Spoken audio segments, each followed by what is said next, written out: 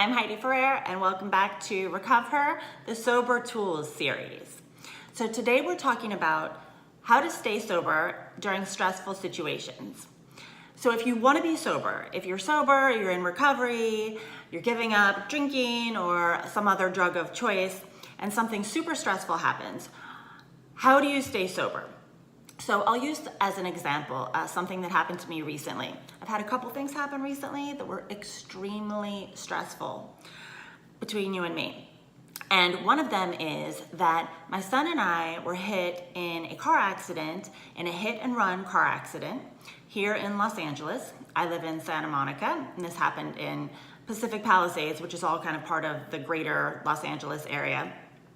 And basically, a woman in a white Mercedes hit my son and I hard as we were leaving his school, not right outside the school, but a little bit down a street. And then she did a hit and run, and she took off and took a turn, and she kept driving. And I was stunned, and so I paused for a moment, and then I did drive after her, and she was only stopped. She tried to get away. She didn't pull over. I was honking. I was freaking out. And she was only stopped because she ran into some construction cones where one side of the street was blocked. And so she was like trapped like a rat, basically, because cars were coming in the other direction. So I pulled my car in and she was not able to pull out. So I was able to take her information and call 911. And she said, "Do we have to involve the police?" And I said, "Yes, we have to involve the police. You did a hit and run. It's a crime." Was she under the influence?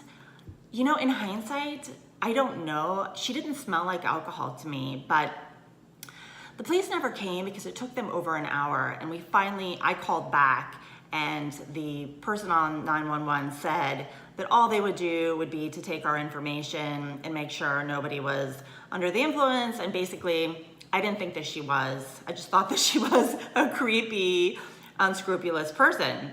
So anyway, the point is that if I had not been sober, if I had not been on my game, adulting, I wouldn't have been able to have the self-worth to even follow her. I would have been afraid to follow her.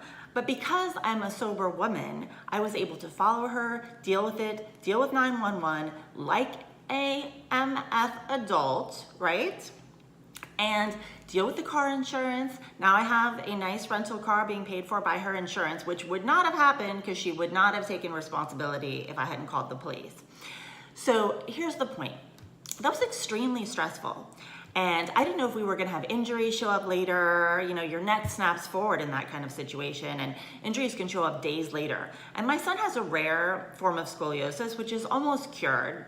But basically, he has a searing cyst, a fluid-filled cyst in his spine, and it's scary for him to be impacted in a car from behind like that, you know? It's scary for anybody, you know, with a child or without a child, but certainly with a child in your car. And by the way, can I tell you, she's a doctor. I Googled her name, and she works at UCLA. I'm not gonna say her name because that's doxing, and I believe it's illegal.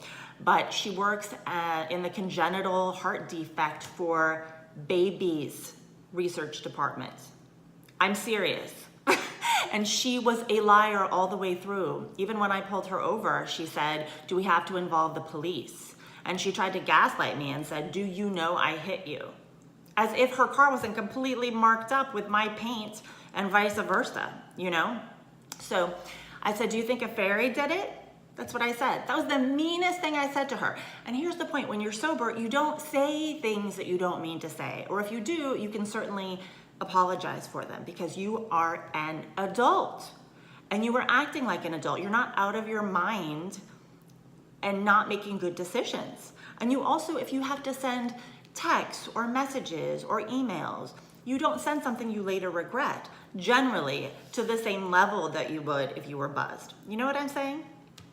Also, if you go to sleep with a problem, sober, you wake up with a problem, yes.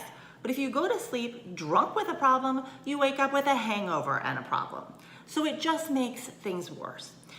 The sober tool is to remember under times of stress that drinking is not going to make the situation better. In fact, sobriety makes the situation better. And yes, it sucks. It sucks. Let's acknowledge that stress sucks. Painful feelings suck. and it's scary and it's unsettling, but you have to feel it to heal it, and you get through it. Every feeling has a beginning, a middle, and an end. Every situation, even the worst ones, even going through grief, it all gets better eventually, right? And so if you go through it and you stay sober, you have built that sober muscle that you can do hard things. We can do hard things sober. And you can also realize that you are capable of handling it, and you can be proud of yourself. It increases your self-worth. So it's always better to stay sober and not use alcohol or whatever to escape, because you can't even really escape feelings anyway. They always come back, and you always have to feel them eventually. And then you suffer more, because you suffer from all the physical and spiritual and emotional consequences, and sometimes relationship consequences, job consequences, etc., financial consequences that happen from getting drunk. The only way you can totally escape your feelings is to pass out, black out, or go to sleep. Then if you live, and if you die, then, obviously that's different. But if you wake up, you still have to face the problem, right? So this is all just to say, you use the Play It Forward tool like earlier in this series. I'll link to that below. But staying sober is always better, because you can be proud of who you are. You can conduct yourself like a proper adult. And you can also control your own behavior, so you can feel that you've handled it to the best of your ability. And a lot of people have bad behavior out there, sober or drunk. And you can be the one who is standing up, showing up and suiting up, and living life right. And you can feel amazing about that, okay? So that's the sober tool for today. I'll have them new sober tools here every Wednesday at 2 p.m. Follow me on Instagram at RecoveHer. Visit me on my blog, girltomom.com. I've had some technical difficulties lately, so if you see anything weird on there, or if you went there and it was down, that's because we're trying to get it worked out. So please, it will be back up, but I will link to my course, The Freedom Breakthrough, where I can help you with all this stuff that happens between our ears, with our cognitive thinking issues that lead to our drinking, and I can help you stay sober if you're interested in that. So look into working with me below, and I'll see you soon. I love you.